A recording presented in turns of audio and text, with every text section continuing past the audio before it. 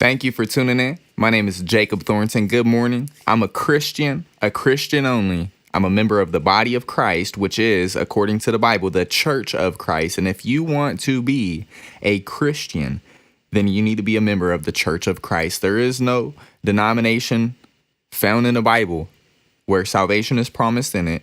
The Bible calls Christians who are members of the Church of Christ to avoid divisions and denominations.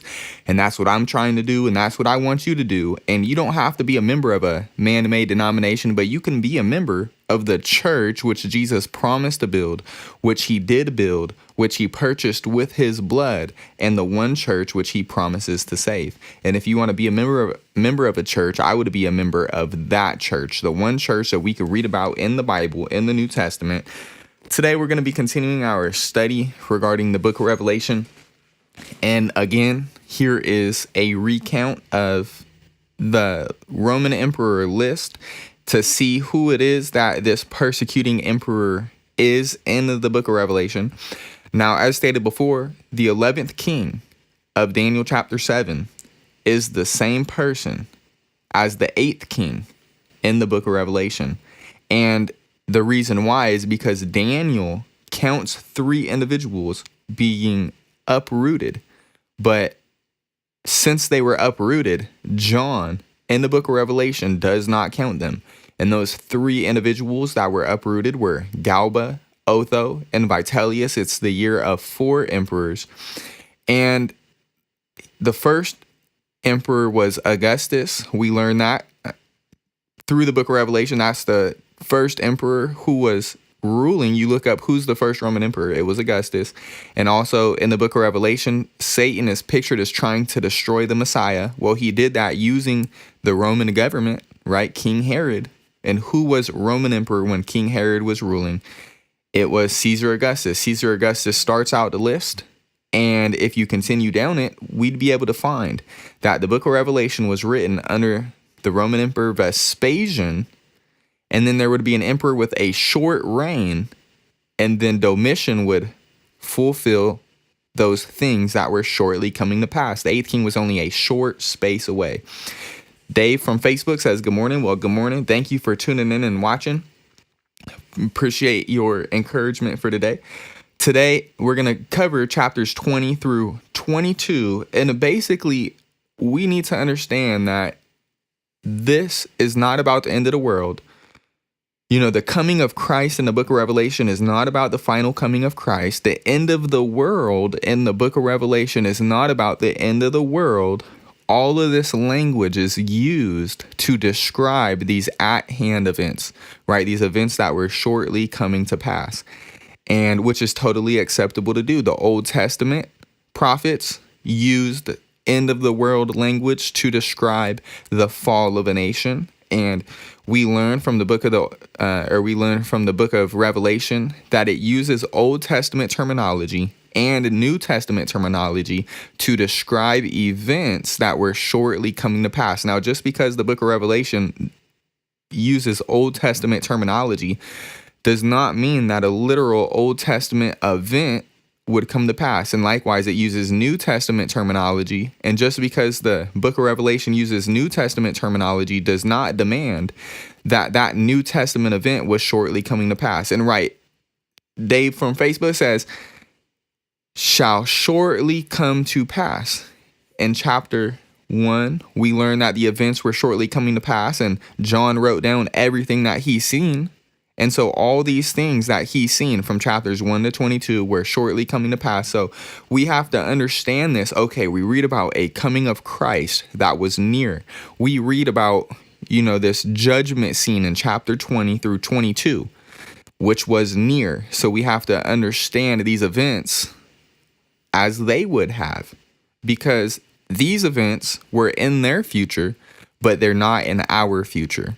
These events are describing things that were shortly coming to pass for them, not for us.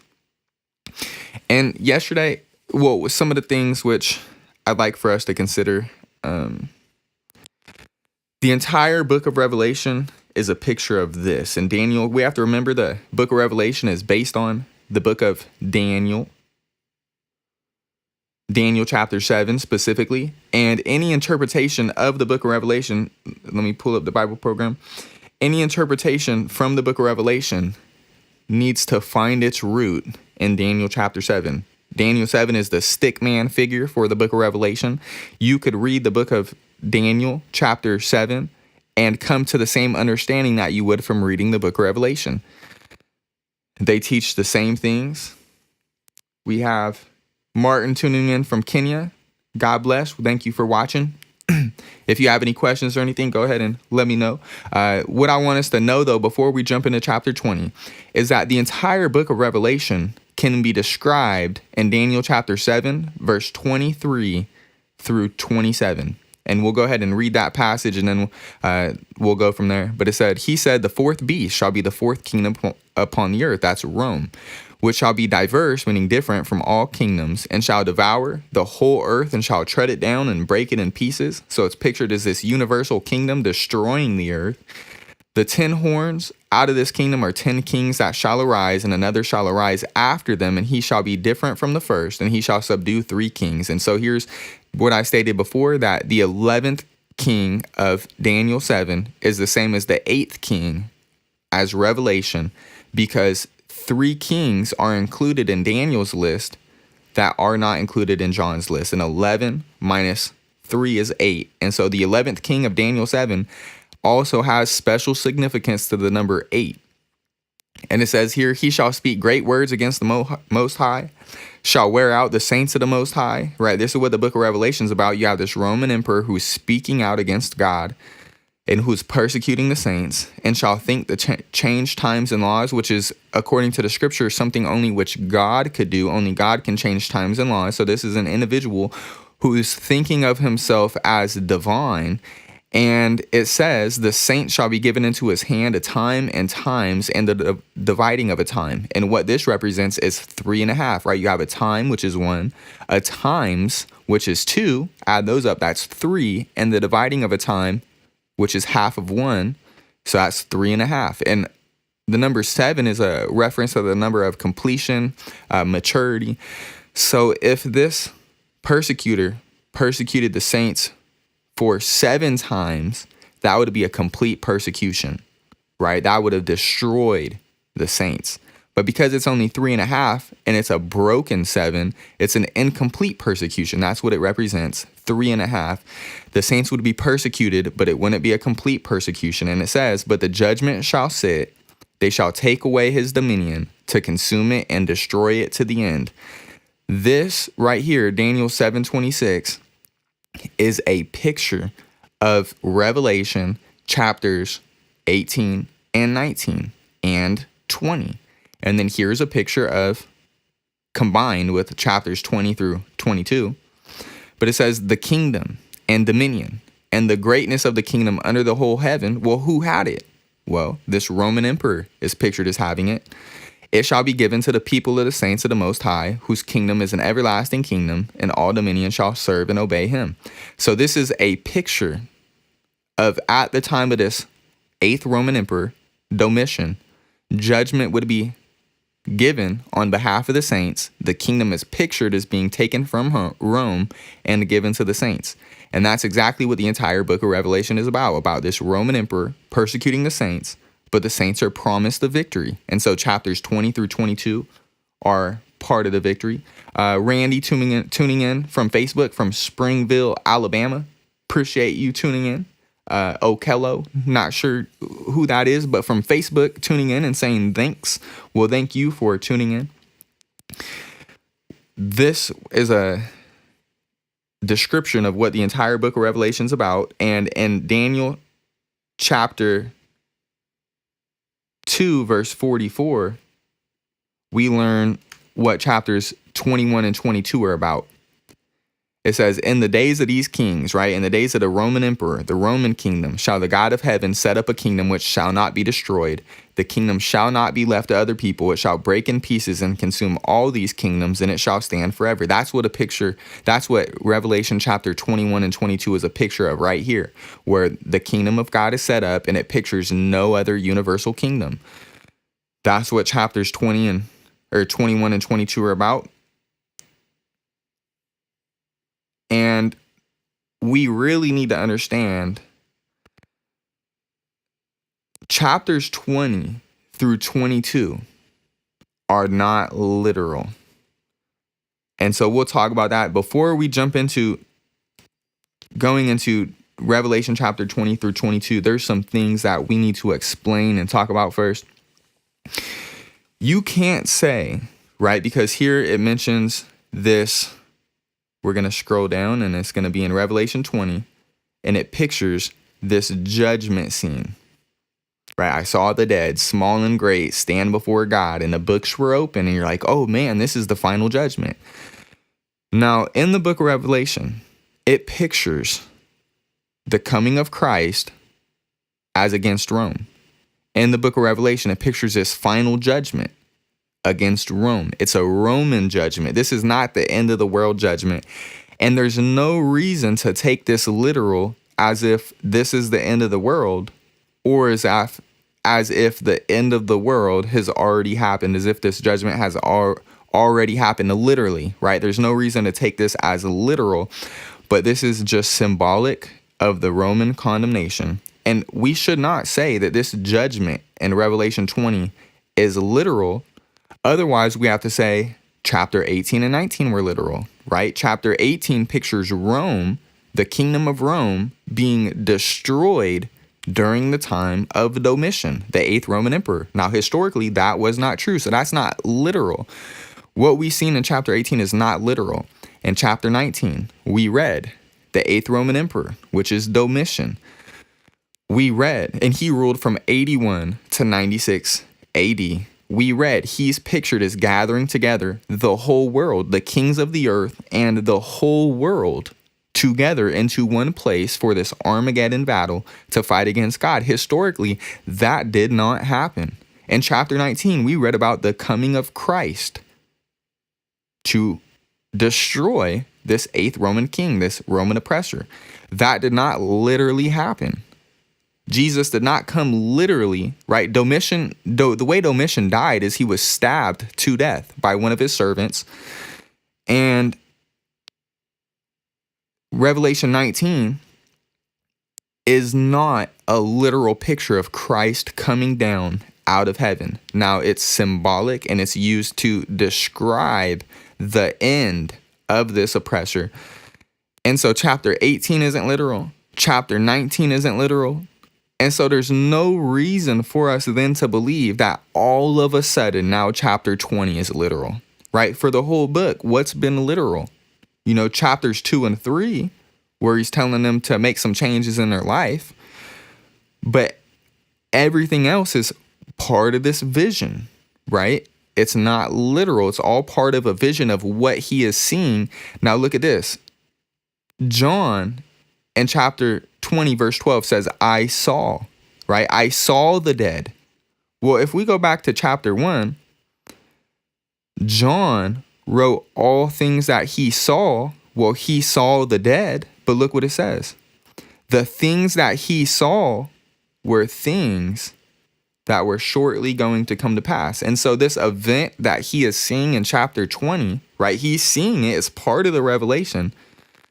That event was shortly coming to pass. So you might think, how was the final judgment shortly coming to pass? And that's a good question, because the final judgment is not under consideration. It's describing the judgment of Rome as a type of final judgment, but it's not the final judgment. And that's what we have to understand. That's one of the most difficult parts. Because look, all of this, chapter 20, I saw, right? I saw an angel coming down. I saw thrones. We're going to get into chapter 20, but I want you to notice all of this stuff. John, I saw a great white throne and him that sat on it. I saw the dead. And then you go to even chapter 21. I saw a new heavens and a new earth. Well, if we go back to chapter 1 again, John wrote down all things that he saw, and everything that he saw were things shortly coming to pass. John saw chapter 20. John saw chapter 21. John saw chapter 22. And those things that he saw in those books were things that were shortly coming to pass. So that's the way that we have to understand it. And basically the best way that I can understand it is the book of Revelation is its own book. Even the last chapter says so. And it's its own book to help these churches endure the persecution of the 8th Roman emperor. Even chapter 22, verse 18, look what it says. In this book is its own book, right? And it's not meant to be about the end of the world. It's its own book, and it was written for the Christians to endure the persecution. Now, what we learned so far in today's video is that chapter 19 wasn't literal, chapter 18 wasn't literal, chapter 20 is not literal. And if this is literal, then individuals are going to have to admit a lot of things that they don't want to admit. And for example, and the reason why individuals don't want to admit these things is because if these events are literal, then there's a lot of contradictions with the rest of the New Testament. And yeah, does the book of Revelation contradict the rest of the New Testament about what will happen at the end of time? Yes, it does. Because the book of Revelation is not about the end of the world. For example, if individuals are going to admit that the book of Revelation is literal, well, chapter 19 pictured Jesus Christ coming during the reign of the 8th Roman emperor. Now, individuals are then, if it's literal, they're going to have to admit that Jesus has already come 2,000 years ago. Right? Or in chapter 19, we read that the 8th Roman emperor, the beast, right, and his accomplice, the false prophet, were cast alive into the lake of fire. And then it pictures in chapter 20, no one else is thrown into this lake of fire for another 1,000 years. So how does this 8th Roman emperor and this false prophet end up in eternal hell before the final judgment take place? Right? That contradicts the rest of the New Testament, like Matthew 25, that says every individual is going to go to eternal torment, eternal hell at the same time, at the final judgment, at the coming of Christ. But here's the coming of Christ, and no one is sent to hell, not even the devil.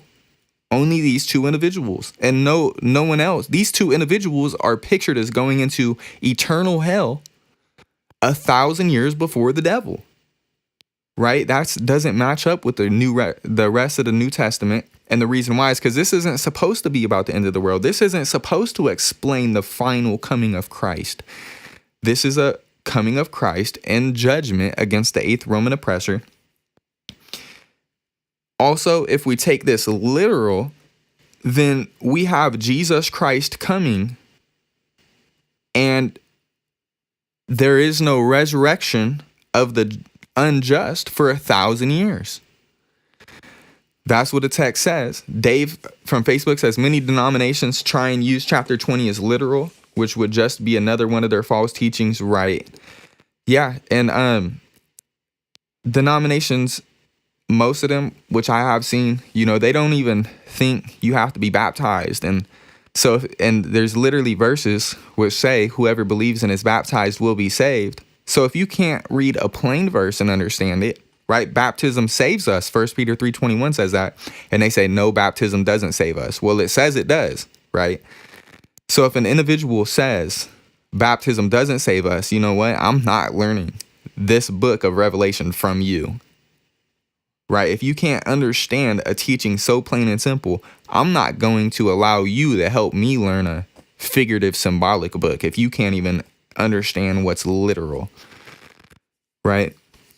So yeah, that's a good comment. Yeah, and there's no reason, because most people think, chapters 1 through 19, not most people in denominations, but I'm saying most people who would even agree that the book is about the fall of Rome, or even some people think that the book was about the fall of Jerusalem. They say, chapters 1 through 19 are figurative, but chapters 20 through 22 are literal. Now, there's no reason to do that. The book is all one revelation. It's all symbolic. It's all figurative, and it's not literal. And it pictures Jesus coming and the dead being raised 1,000 years later. Now, according to the New Testament, all of the dead are going to be raised at the coming of Christ. By man also came the resurrection of the dead, right? Through Christ shall all be made alive. Christ is the first one who rose from the dead, and afterwards they that are Christ's at his coming. Jesus is coming to raise the dead, and the dead, all of the dead, are going to be raised at his coming. Now, in the book of Revelation, we have the coming of Christ in chapter 19, and guess what didn't happen?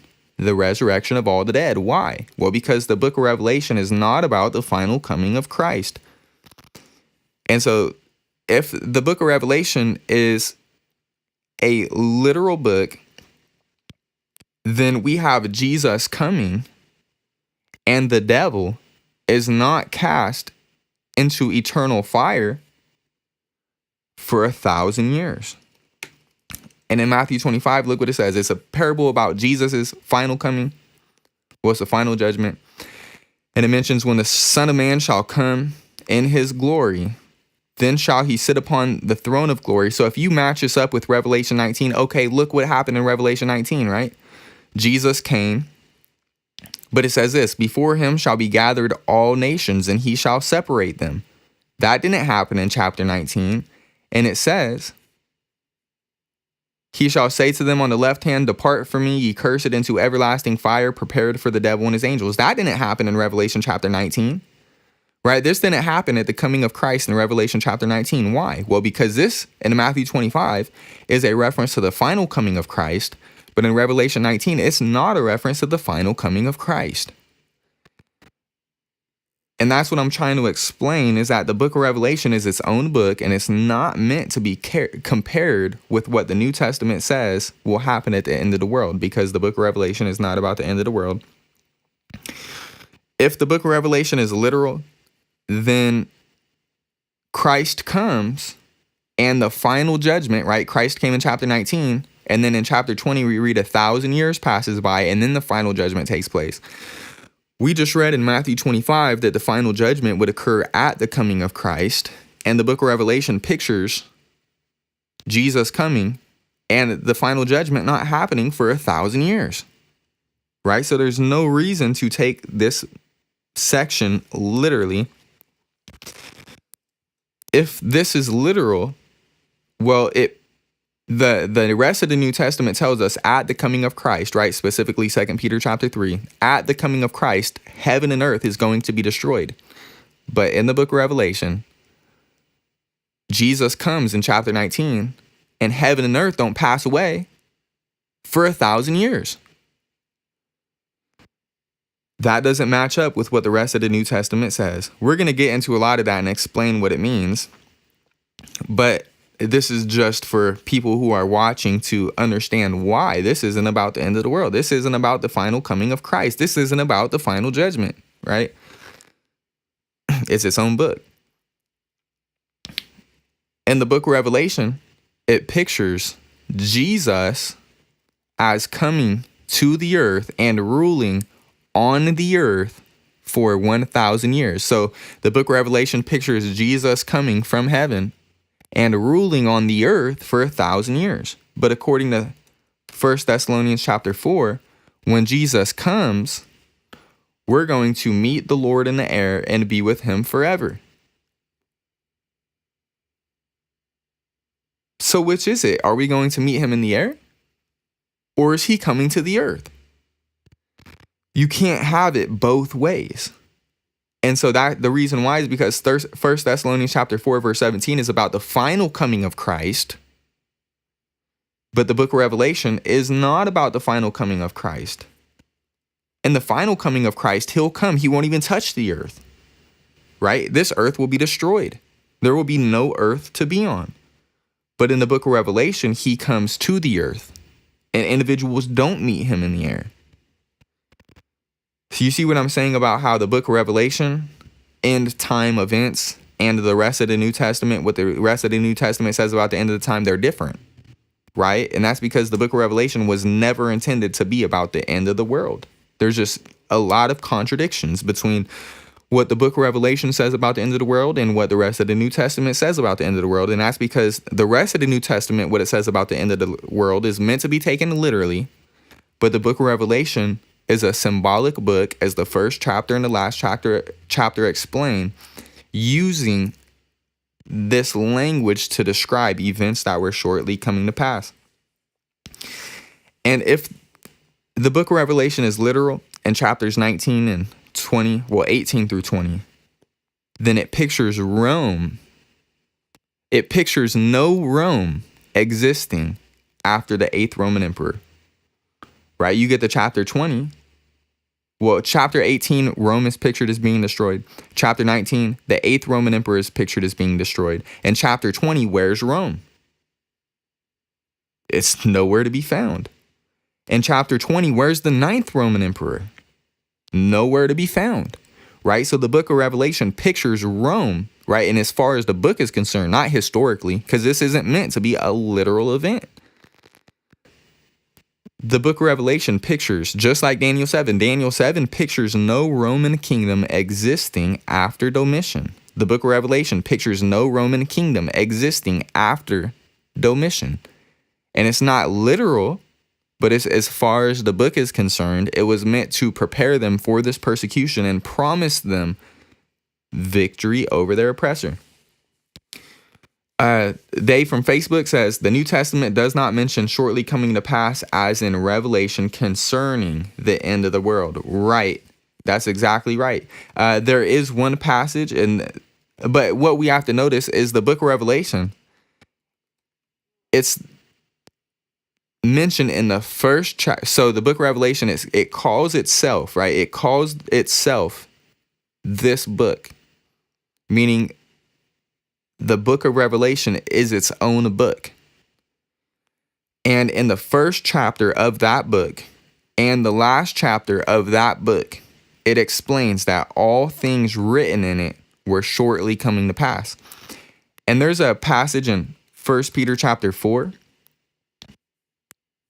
verse 7, and it says, the end of all things is at hand, meaning the end of all things is coming to a close, and it can happen at any time. And this is a reference to the end of the world. And what this means is that the end of the world can happen at any time.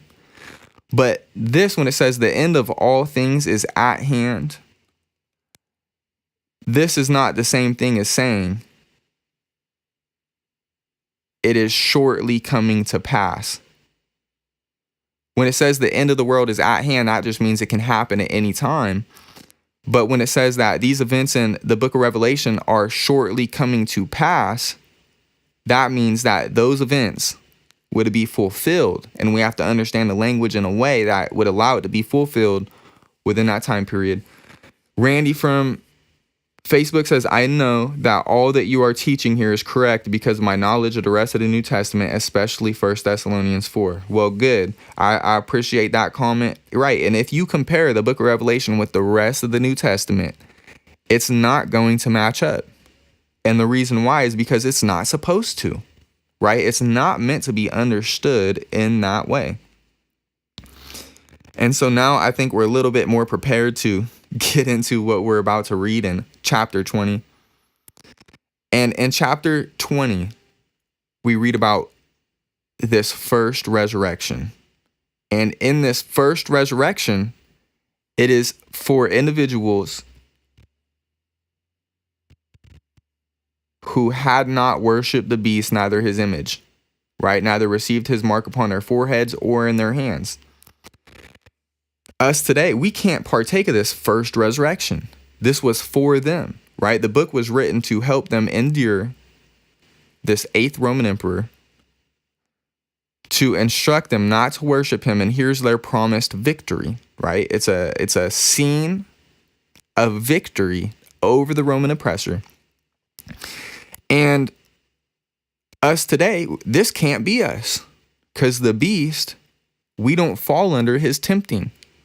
Right? We don't have the opportunity to worship the beast as he lives, which is what the world was doing then. Because the beast, the 8th Roman emperor, has been dead for almost 2,000 years. And so no one today can partake of this. And it's not even a literal resurrection under consideration. It is symbolic, and we're going to try to understand what some of that meant.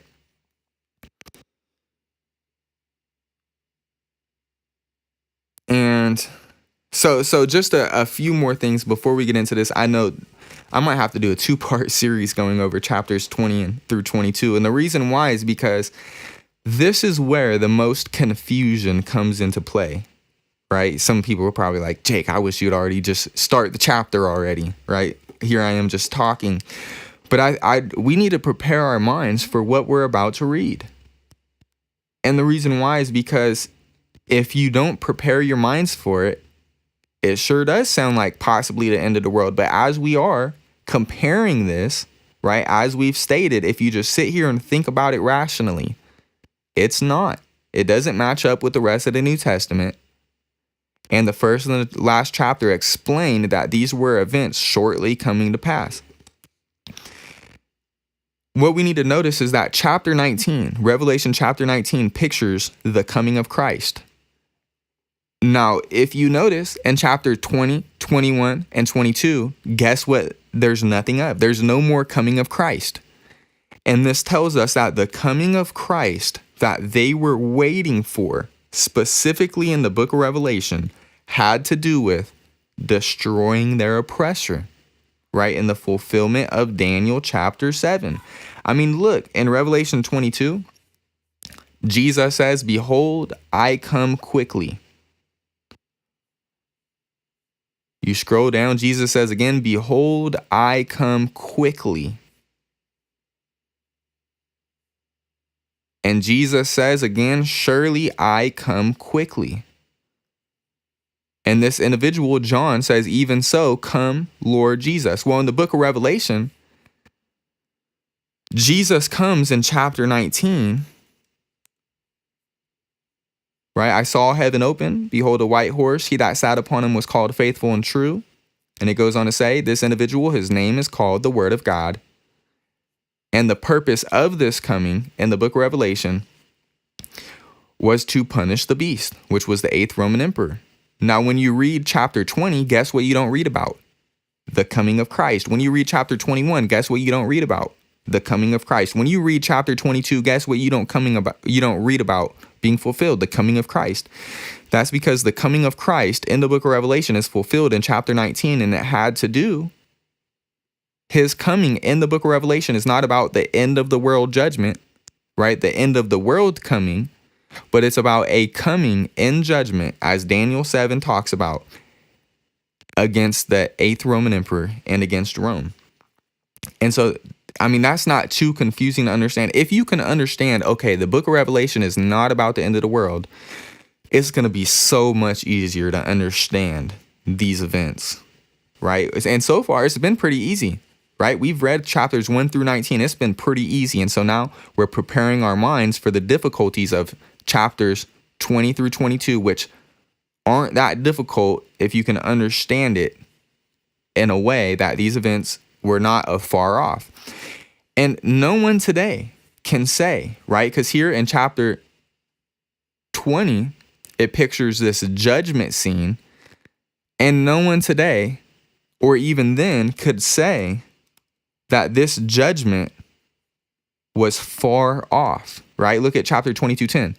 "He saith unto me, Seal not the sayings of the prophecy of this book, for the time is at hand."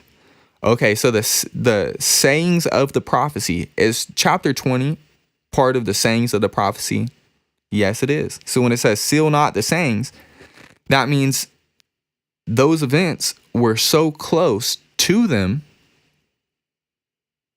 that there was supposed to be no seal set on it. If there was a seal set on it, that means, okay, it would be for a period off, right? It'd be for a time that's not near. But because there's no seal on it, that reveals the time is at hand. And it said the sayings of the prophecy of this book, right? This book is full of sayings to explain things that were at hand and shortly coming to pass. And we're going to get into chapter 22. We're going to get into chapter 21. We're going to get into chapter 20. But what I want us to notice is that everything in this book is a saying that's part of the book, and there's no seal meant to be put on any of the sayings of this book. So even, and this is something too, because we read about the 1,000-year reign. Well, all of the events were shortly coming to pass. And so this 1,000 years, that's a long time, right? How can the 1,000 years be shortly coming to pass? How can the judgment after the 1,000 years be shortly coming to pass if 1,000 years must pass first, right? If there's a judgment that's going to occur after 1,000 years, how is that judgment shortly coming to pass? Well, it wouldn't be. And so what we have to understand is that even 1,000 years is part of those things which must shortly come to pass. And again, it's not a literal 1,000 years under consideration, but what it is it's symbolic. And the 1,000 years is being used to describe events that must shortly come to pass. And the judgment that occurs after this 1,000 years is explaining things that must shortly come to pass. And in chapter 20, all of this is found in the book of Daniel, right? Concerning this judgment that takes place. Because in Revelation 20, it pictures this judgment where there's a great white throne. There's God sitting on the throne. There's individuals standing before him being judged. And the books are opened. And these individuals are burned. Well, Daniel 7 talks about that. And this might sound like it's about the end of the world. But here's the thing. It's not. It's based on Daniel 7. And this same judgment scene from the book of Revelation is found in Daniel chapter 7. And it doesn't have to do with the end of the world in Daniel chapter 7. It has to do with a Roman judgment. In the book of Daniel chapter 7, we're going to read about God, right? Just like Revelation. So what did we read here? God was sitting on his throne. Individuals were standing before him. It's a judgment scene. The judgment was set and the books were opened and individuals are burned. Daniel 7, look what this says. Here's a picture of the Roman judgment, right? During the time of the 8th Roman emperor. It says, I beheld, right? If you scroll a little up, he's saying he beheld Rome during the time. Here's another little horn. This is a reference to the 8th Roman emperor, right? A mouth speaking great things. And it says, I beheld this 8th Roman emperor until the thrones were cast down and the Ancient of Days did sit. Well, in Revelation 20, we read about God sitting on his throne, right? And it goes down to say, thousands ministered to him, and 10,000 times 10,000 stood before him. I think that's 100 million. So you have God sitting on the throne, 100 million individuals standing before him being judged. And it says, and the books were opened. And then you scroll down and it mentions this Roman kingdom. I beheld till the beast was slain, his body destroyed and given to the burning flame. In Revelation, what did we read about? We read about God sitting on the throne, judging individuals who are standing before him. The books were opened and there is a burning. Well, that's exactly what we read in Daniel chapter 7. Is Daniel chapter 7 about the final judgment? No, it's not. This is a Roman judgment. Then therefore, because Revelation is based on this, Revelation is not an end time judgment. Revelation is vividly describing, using New Testament language, the Roman judgment, right? Just because the book uses New Testament language does not demand it to be that specific New Testament event. What the book of Revelation is doing is taking Daniel chapter 7 and applying Old Testament, New Testament language to it to make it into this portrait, into this image, this figurative image. Like, this wasn't a literal judgment, right? Individuals, this judgment did not literally take place.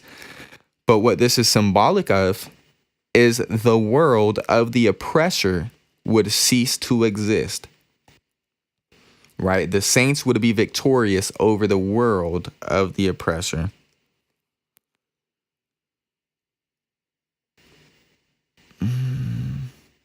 And in Daniel chapter 7, we read that the condemnation is against Rome during the 8th Roman emperor, which is exactly what Revelation chapter 20 is about.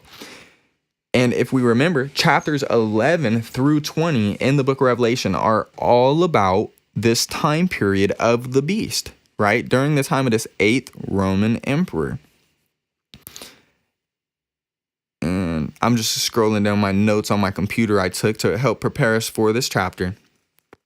And what we also need to understand before we begin chapter 20, we read the passages, right? Where at this point in the book, everyone is pictured as dead. In Revelation chapter 13, it says that the beast would cause that as many as would not worship the image of the beast to be killed. And so all of the Christians are seen as being dead. It's not literal. Historically, did all the Christians die under Domitian? No, not all of them. But here's the thing. This isn't meant to be a literal book. It's meant to warn them of this upcoming persecution. But the book, as far as the book is concerned, by the time chapter 17 comes around, right, 17 through 19, there's no Christians who are alive. It pictures all the Christians as being killed by this Roman emperor, and this Roman emperor is pictured as being part of going forth to the kings of the earth and the whole world to gather them to the battle of the great day of God Almighty.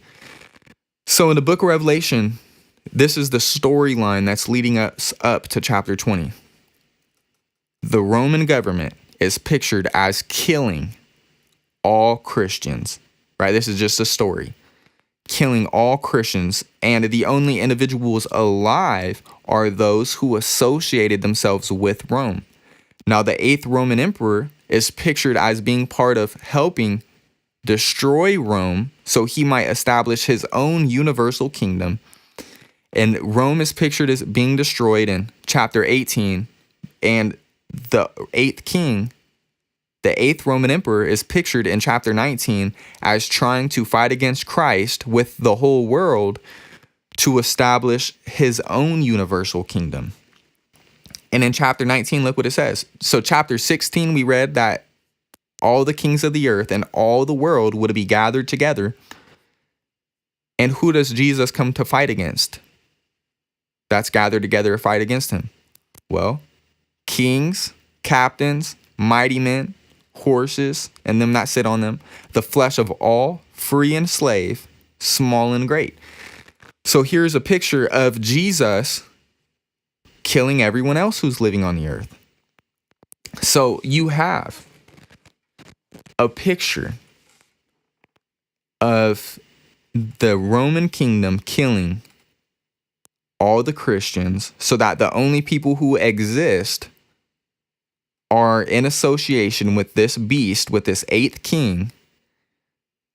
And Jesus is pictured as killing all those who are in association with this 8th king.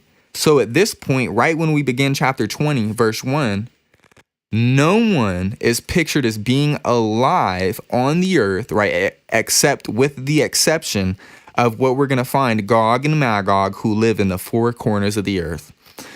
But besides that, no one is pictured as living, right? There's no more enemies of the saints, and the saints are resurrected to live with Christ. And it's not even all Christians. It's specifically Christians who died by the 8th king, right? In chapter 20, no Christians are under consideration who died before or after the 8th king, only those who died during the 8th king. And why is that? Well, that's because chapters 11 through 20 are all about the 8th king. Either you side with the 8th king and you're condemned and you're going to fall into this Roman judgment, or if you don't side with the 8th Roman king and you side with Christ, you're going to be given this victory over the 8th king. And so all of this, chapter 20, has to do with the 8th king. I mean, for anyone listening, does that make sense, what I've been saying so far? Is there anything that anyone has any questions about? We could try to talk about it and answer it, because, there's so much that we're going to get into. I mean, I have a lot to say. We haven't even started chapter 20, and how long have I been talking for? 47 minutes. 47 minutes explaining, right? Preparing our minds for chapters 20 through 22. That it's not about the end of the world. It's not literal. It's a Roman judgment scene, and it's pictured as victory over the 8th Roman emperor. And Dave from Facebook says, makes sense. Okay. So we'll start chapter 20. And what a picture of this is, right? Verse 1 through 6. Okay, Randy from Facebook also says, makes sense and is very clear to me. Okay, good. So what we're going to learn is, here's a picture of a first resurrection, right? It's just special terminology for the book of Revelation, indicating the victory for the saints. And it says, he's seen in this first resurrections those who had not worshiped the beast. So in this resurrection, this does not include individuals who died before the 8th king, nor does it include individuals who died after the 8th king. This is specific for that time period. And it pictures Satan as being bound for 1,000 years. So while the saints are resurrected to live and rule and reign for 1,000 years, during that same time period, Satan is pictured as being bound for 1,000 years. And all it does is it represents victory over the oppressor. So we're going to see, I saw an angel come down from heaven, having the key of the bottomless pit and a great chain in his hand. And he laid hold on the dragon, that old serpent, which is the devil and Satan, and bound him 1,000 years. Now, this isn't literal. This is figurative and symbolic. And cast him into the bottomless pit and shut him up and set a seal on him, that he should deceive the nations no more, till the 1,000 years should be fulfilled. And after that, he must be loosed a little season. So this chaining of Satan, this binding of Satan for 1,000 years, is described as Satan having no ability to deceive the nations until the 1,000 years should be fulfilled. And what this tells us is, this isn't literal. This is symbolic for, sorry, I thought I heard my son. So my head is like trying to listen. But this 1,000 years is symbolic for the victory of the saints, relief from oppression, and them receiving this rest, right? And it says, I saw thrones, and they that sat upon them. So now he's seeing this 1,000-year scene. Judgment was given to them. I saw the souls of them that were beheaded for the witness of Jesus, for the word of God, which had not worshipped the beast, neither his image, neither had received his mark upon their foreheads or in their hands. And they lived and reigned with Christ 1,000 years. And notice what this pictures. Chapter 19 pictured the coming of Christ. Well, we're not going to read about the coming of Christ in chapter 20, 21, or 22, because the coming of Christ that they were waiting for occurred in chapter 19. It had to do with relief from their oppression. And they are pictured as living on earth with Christ for 1,000 years. But the rest of the dead, right? Who was dead at this time? Well, everyone, right? With the exception of Gog and Magog, who are in the four corners of the earth. But all of Rome and everyone who associated themselves with the Roman emperor in chapter 19 is dead. At this point, who's alive on the earth? Only the saints, right? Again, with the exception of Gog and Magog. But that's only employed, Gog and Magog, to describe another attempt on an attack of the saints But here's the thing. The rest of the dead lived not again until the 1,000 years were finished. This is the first resurrection. So you have two categories of people. You had those who did not worship the beast, right? You had those who had not worshiped the beast, and they were put to death by the beast and his associates, but they experienced the first resurrection. But those who did worship the beast would not experience the first resurrection. They would experience what is called the second resurrection. So, I mean, hopefully that helps make sense. There's two categories of people. And what this does is give them a heads up. Hey, either you can worship the beast and experience this first resurrection, or no, you cannot worship the beast and experience this first resurrection, or you can worship the beast and you're not going to experience this first resurrection for the 1,000 years, right? And that's symbolic for innocence, right? Justification, having forgiveness and salvation during that time period. And it said, blessed and holy is he that hath part in the first resurrection. Well, what's that mean? Well, blessed and holy is he that does not worship the beast. On such who do not worship the beast, the second death hath no power, but they shall be priests of God and of Christ, and shall reign with him for 1,000 years. Now, here's the thing. The saints were already priests. The saints were already reigning in the kingdom as priests, right? That's what chapter 1 says. That's what chapter 5 says, that the Christians were a kingdom of priests. They were already ruling with him. But here's a reinstatement, right? A restatement of their blessings, which they were already enjoying. We're going to see that same thing happen in chapter 21 and 22, where it's a restatement, a reinstatement, right? A repeating of blessings that they were already enjoying. And it says here, the second death hath no power. So either here's the different categories. Either you could worship the beast, not partake of the first resurrection, and you would experience this second resurrection, and you would experience the second death. But if you did not worship the beast, you'd experience the first resurrection. You would not experience the second resurrection nor the second death. And the second death is just a reference to the condemnation which individuals would have who worship the beast. So here's a picture, right? The saints are living on the earth for 1,000 years with no oppression. And it's not even it's the saints who died, right, under the 8th king. And it's not a reference to this section right here. These individuals who are living and reigning with Christ for 1,000 years. This is a reference to individuals who did not worship the beast. Again, no Christians are under consideration here who lived before or after this 8th king. This section has to do specifically with victory over the 8th king for those who went through it. When the 1,000 years are expired, Satan shall be loosed out of his prison. Well, what was he not able to do while he was in prison? What was he able to not to do while he was bound? He was not able to deceive the nations while he was bound. That's what verse 3 says. But now that he is unbound, guess what he's going to do? He's going to deceive the nations one more time for one last attempt.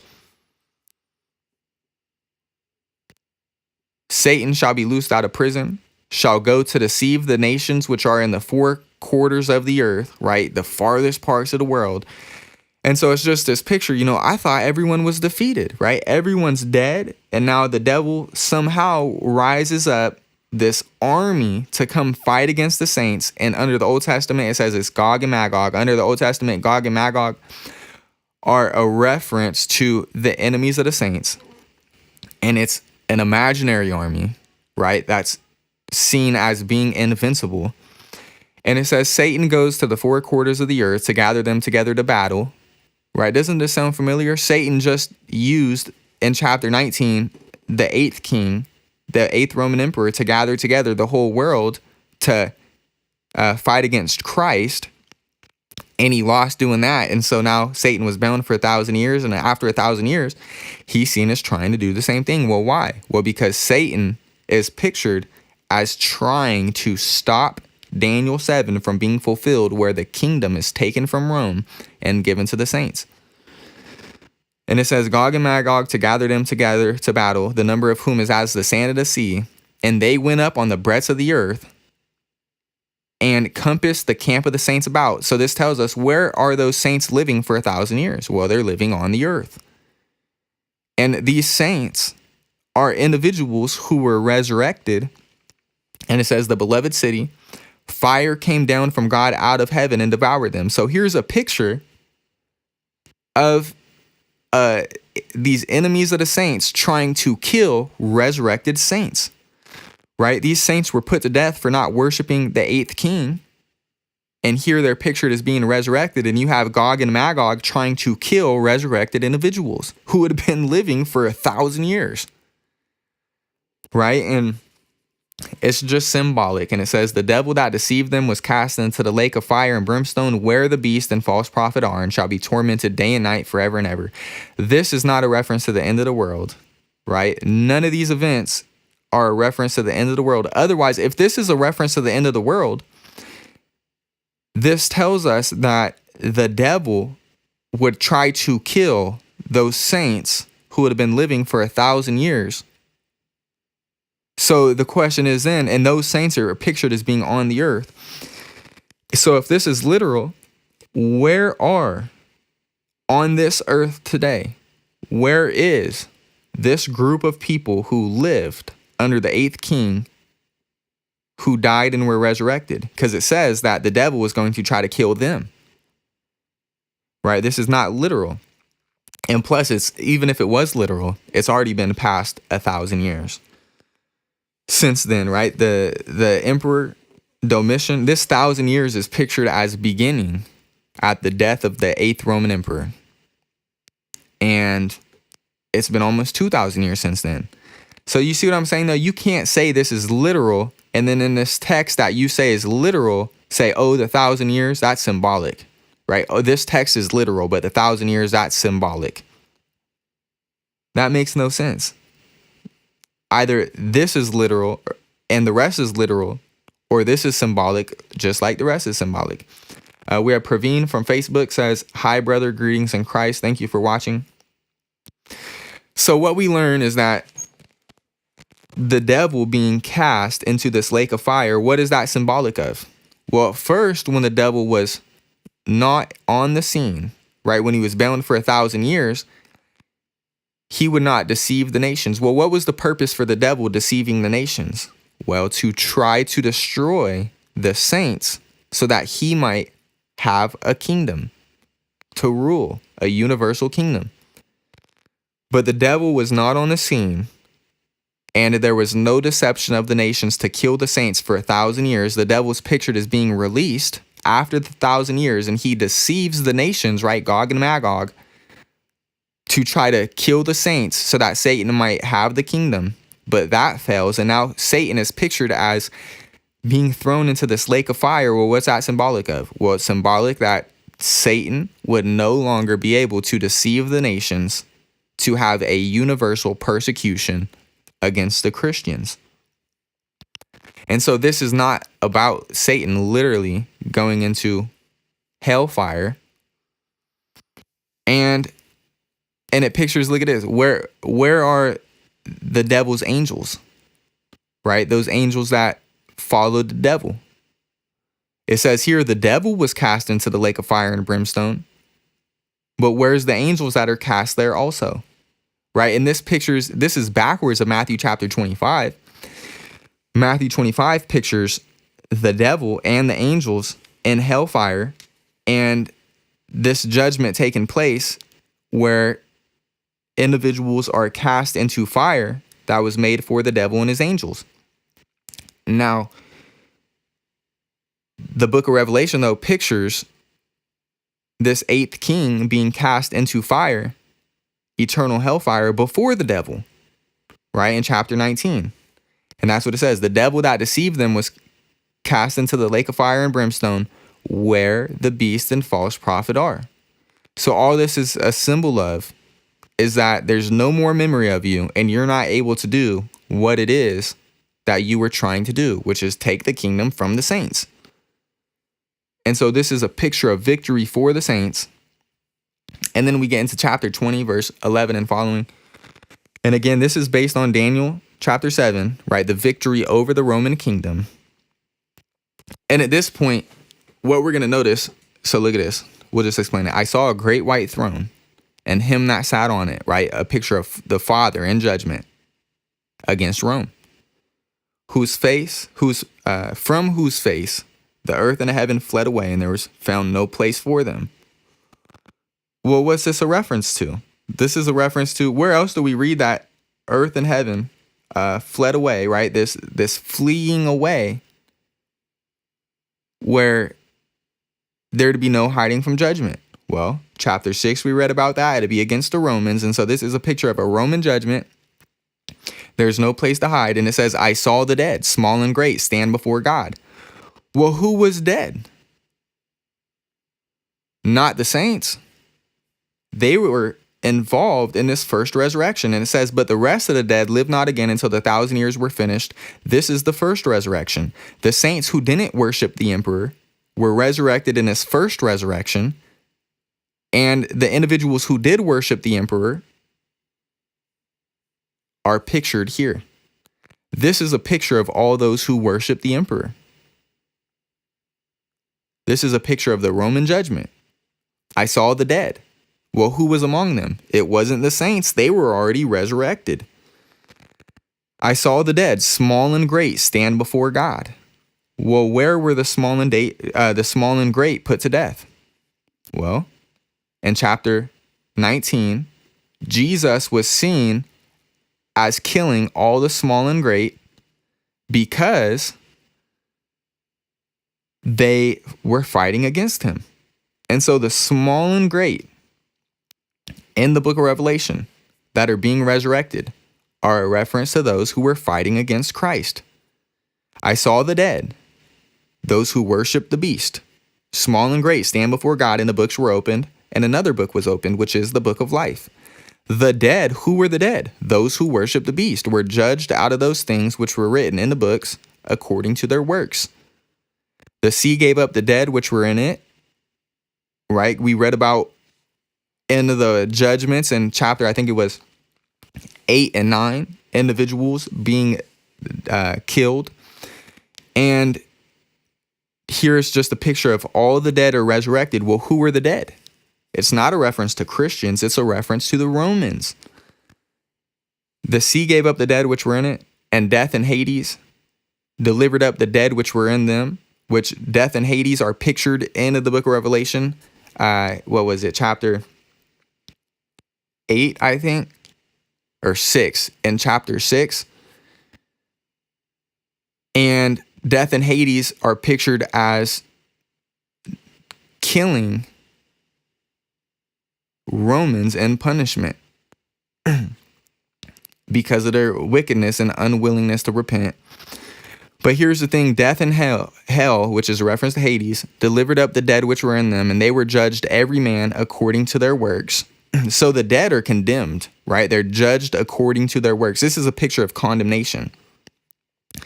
Death and Hades were cast into the lake of fire. This is the second death. So the second death is a picture of the lake of fire. Whosoever was not found written in the book of life was cast into the lake of fire. So here's a scene of this final judgment, but it's not a reference to the final judgment. It is a reference to either you worship the beast, right? Those who were resurrected for the first resurrection, they're in the book of life. They're already living, right? So it's this picture, and that's what 11 through 20 is about. It's a picture of either you worship the beast or you don't. If you worship the beast, you're going to fall under condemnation. If you don't worship the beast, you're seen as being given the victory. And so this is not literal at all. This is all symbolic. This is taken from Daniel chapter 7. And although you might think, oh, well, the book's not about the end of the world, but this one verse, this is about the end of the world. Well, no, it's not. You know, and you can't do that. You can't say, oh, the whole book's about the whole book's figurative, except for this verse. Right? This is part of the things which were shortly coming to pass, because look what John said. He said, I saw, right? I saw the dead. So no matter how bad we want to think that this is the end of the world, I mean, I could want to think this is about the end of the world with my whole heart, but the fact that John saw it, right? John saw all these things. The fact that John saw this thing, well, this thing was an event that was shortly coming to pass. So I might want with my whole heart to think this is about the end of the world, but I simply can't without violating the interpretation of the text. Oh, Mark commented on Facebook, said, you've been watching on YouTube and tried to comment, but it wouldn't go through, so you switched to Facebook. The 1,000 years are figurative, like Psalms 50, verse 10. Go read it and then ask the question, does God only own the cattle upon a literal 1,000 hills? What about that 1,001 hill or the 1,002nd hill? Of course he does. He owns all the cattle on every hill, not just 1,000, right? And so the 1,000 years is a symbol of completion, right? And it's just like the number 7 represents completion. And when God says that the 1,000 hills are his, the cattle on 1,000 hills, that means all the hills, all the cattle on all the hills are his, right? And so the 1,000 years is symbolic for a complete period of time. Right. So thank you for pointing that out. It's not literal. It's symbolic. Oh, man, you know what? We've been streaming for about an hour and 8 minutes. And for us to get into chapter 21 and 22, I mean, it's probably going to be another hour and 8 minutes. So we might call it here for today. Hopefully, if you've been watching, if you could leave a comment. I mean, was this helpful going over chapter 20? Or are you more confused now? Right? For me, I think it's been helpful. And this is helping us now. We prepared for chapter 20. Right? We spent like 45, 50 minutes preparing for chapter 20. We read through chapter 20. It's not about the end of the world. It's about this Roman judgment. And it says, you know, I saw these individuals standing before God. The books were open. We already read Daniel chapter 7 talks about this. But this is just visualizing with New Testament imagery the event of Daniel 7, that Roman judgment. This is not the end of the world judgment. Although, you know, this might sound like end of the world judgment. This is using New Testament end of the world language to refer to the Roman judgment. Now, could this happen at the end of the world? Right, where individuals are standing before God and he has 2 books opened. One is a book of condemnation. One is a book of life. Sure. You know, could it be individuals not found in the book of life are going to be thrown into eternal fire at the final judgment? Sure. You know, individuals not found in the book of life are thrown into the lake of fire. Is that going to happen at the final judgment? Sure. But is that what this text is about? No, it's not. This book is using end of the world language to describe what Daniel 7 prophesied would come about, this judgment against Rome. So no matter how much individuals want to think this is about the end of the world, because it sounds like the end of the world, it's not about the end of the world. But could these events be fulfilled at the end of the world? Like this language, could this language describe what we would see at the end of the world? Sure. I mean, it might. But the thing is that when they read this, they did not understand this to be about the end of the world. You see what I'm saying there? When this book was written to them and they read chapter 20, they would not picture, oh, chapter 1 through 19, that's about things shortly coming to pass. But chapter 20, oh, that's about the end of the world. No, it's not. They would not have understood it that way, and I don't think we should understand it that way either. And we're going to get into chapter 21 and 22 tomorrow, and hopefully this will help prepare our minds for it. Basically, this is just a picture of complete victory over the Roman oppressor. And so in Daniel chapter 7, verse 26 and 27, this is what Revelation chapter 19 through 22 is about. And it says here, the judgment shall sit, they shall take away this 8th Roman emperor's dominion to consume and destroy it to the end. Okay, that's a reference to Revelation chapter 19 and 20. And so in chapter 21 and 22, this is what we're going to see being described. The kingdom and dominion, the greatness of the kingdom under the whole heaven shall be given to the people of the saints of the Most High, whose kingdom is an everlasting kingdom, and all dominions shall serve and obey him. That's what a picture of Daniel chapter 21 and 22 is. The kingdom being given to the saints. It's not a picture of heaven. We're going to look at that tomorrow.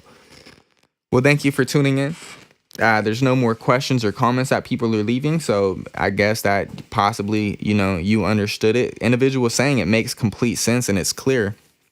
So I hope that I've been doing an okay job in helping describe this book and these events.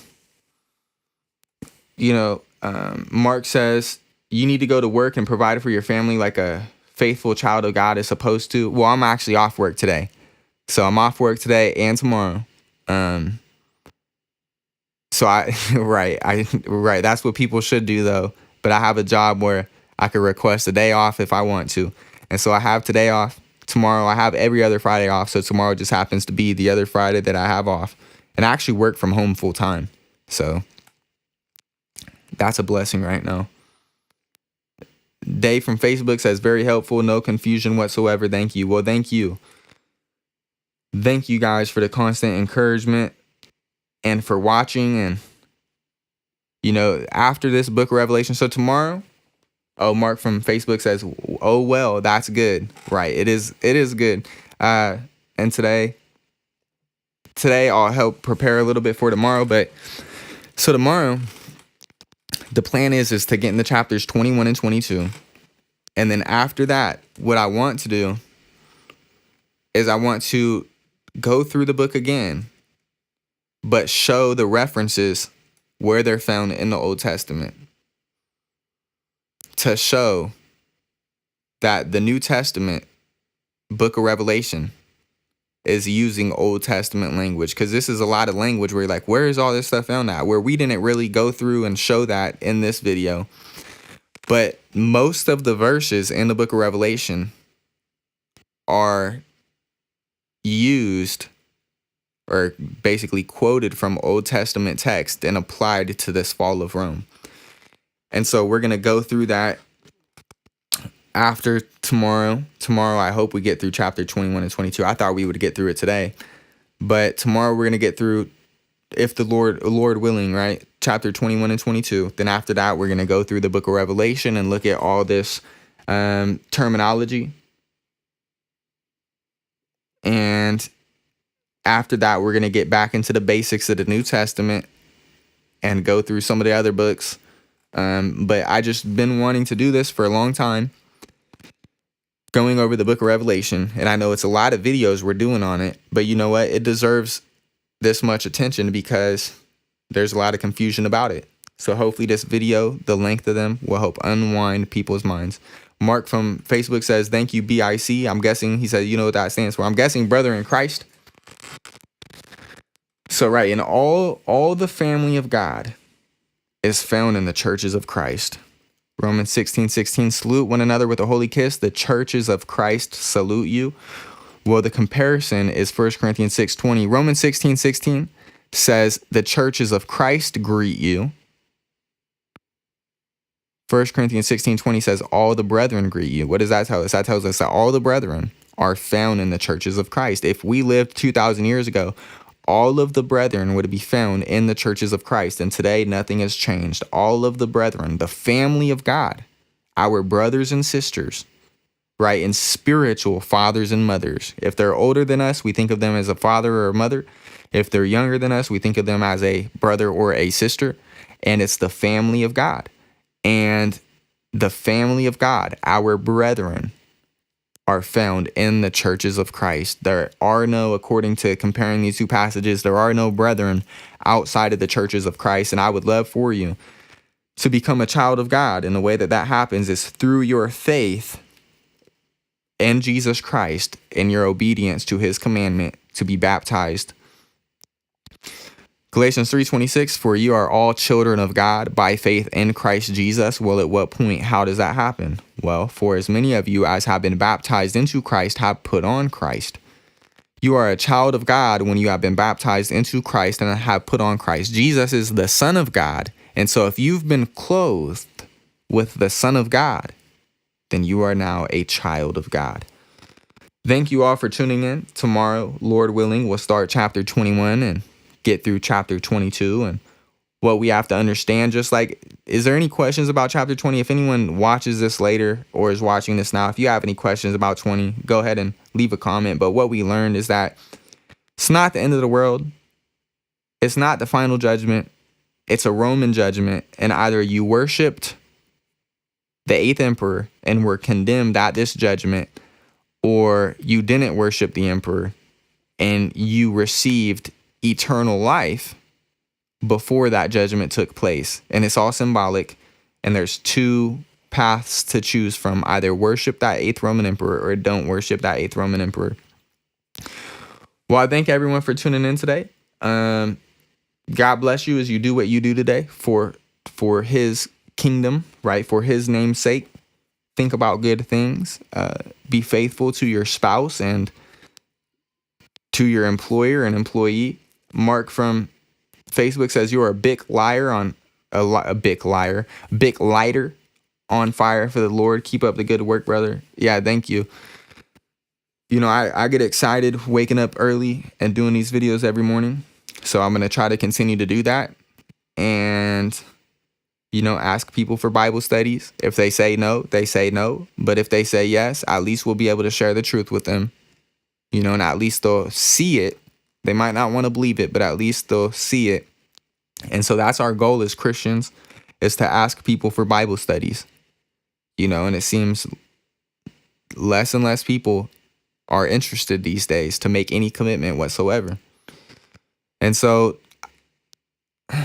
I wish you Godspeed in doing his work and fulfilling his will, and pray that God would increase your knowledge today and give you strength to make the right decisions.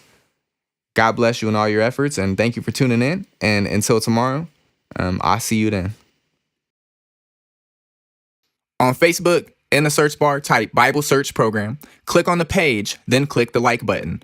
Press the 3 buttons, press following, and next to feed, click default and change it to favorites.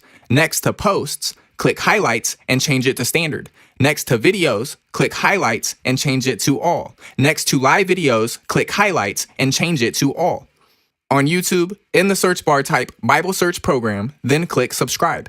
Press the bell button to set up the notifications. It might take you to your phone settings where you need to press notifications and toggle the switch to allow notifications. Then go back to the YouTube app and press the bell again. Then select all.